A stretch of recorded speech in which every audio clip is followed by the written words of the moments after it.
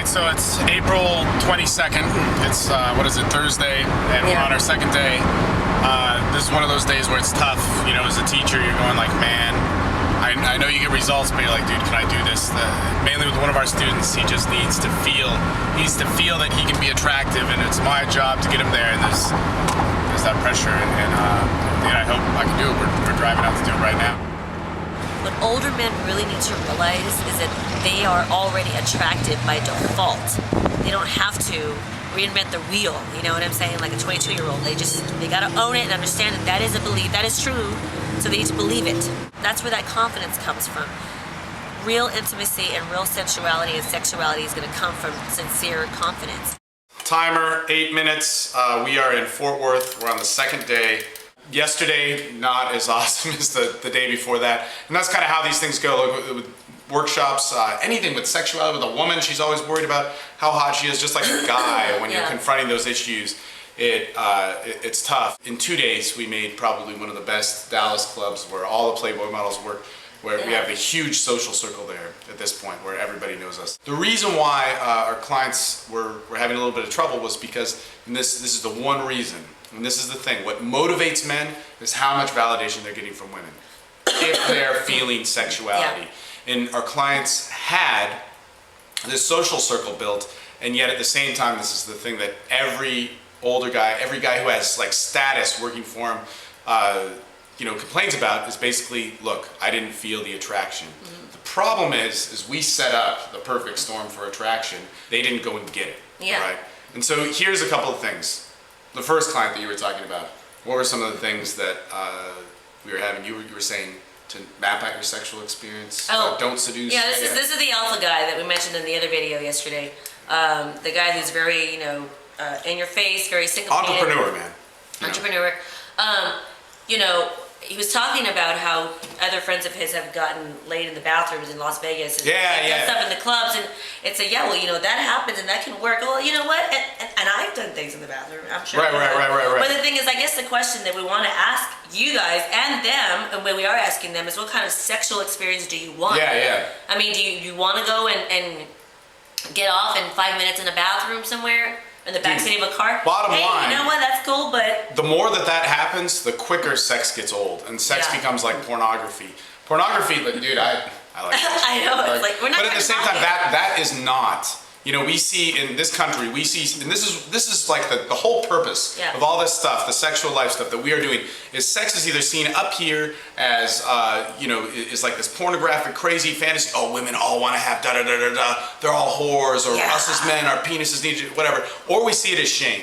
Nobody sees it as this normal communication that everybody wants. And anybody who has talked to me, anybody who has talked to Chris knows the conversations that we have with women, with men, whatever. And that's how we get the lives that we want and the sexual experiences that we want. We've both lived the crazy side where dude, when you get a same night lay or something like that, you feel badass. But you get 2 in a row, 3 in a row, you feel empty. And because it's like jerking off with a warm body. I know. It is like jerking off with a warm body. It seriously is, though. It's not a good thing. And we're not knocking that. Like, if you want to do that, that's cool. I've done that. You've done that. And that's okay. But I guess think about it. The sexual life. What kind of intimacy do you looking for? Are you looking for intimacy, or just always just slamming? If those are your motives in looking at this stuff, that sex is, we can only see this as fantasy or this shame. Those are both the wrong angles. Now we do see them at certain points, but we have to see it at zero. We have to see it as a normal. It is the most normal thing. It's more normal than socializing. That's what inspired socializing, was sex. Now, what that gets into is this guy was seducing in the club. He was actually, at the end of the night, he was saying that, man, he got really far with these girls, and he may have. I'm not going to say he didn't.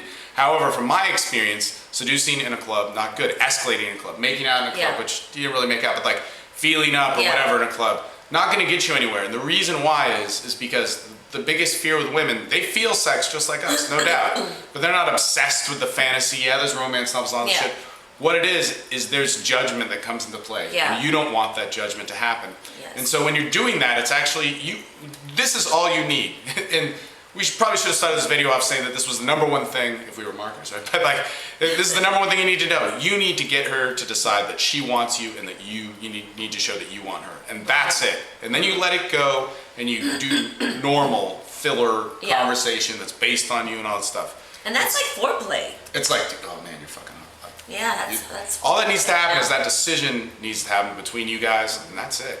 Yeah. And then behind closed doors, where you are going to close, that's when you do all your escalation behind stuff. closed doors. In the club is not where it happens. Now, if you are going to close in the club, then you can, but you're probably not going to see that girl again. Yeah. Or whatever. So seduction and escalation, there's different ways of doing it. If you read Jason Savage's stuff, I mean, he writes about the right way to do it rather than kind of the typical, you know, Yeah. bullshit guys who don't get laid, but you buy Yeah. products from sort of way. Yeah. Okay, so what else happened with him that there was?